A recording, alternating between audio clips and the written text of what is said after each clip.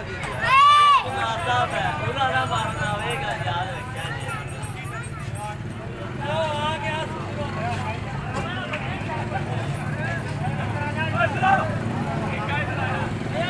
ਉਹ ਤੂੰ ਰਹਾ ਜਾ ਭਾਈਆ ਆਇਆ ਮਨਾਂ ਨੂੰ ਫੜ ਕੇ